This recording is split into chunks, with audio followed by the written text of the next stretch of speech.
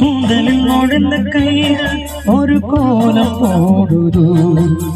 தன்னிலை மறந்த பெண்மை அதை தாங்காதோ. உதட்டில் துடிக்கும் வார்த்தை அது உணர்ந்து போனதோ.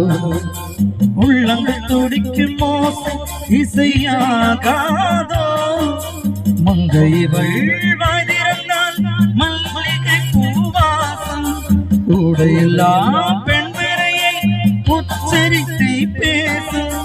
யார் இவர்கள்? இரு பூங்குயில்கள், இளம் காதல் மாங்கள். என்ன சத்தம் இந்த நேரம் குயிலே ஒலியா? என்ன சத்தம் இந்த நேரம் அதே ஒலியா? கிளிகள் சத்தம் தருதா? சத்தம்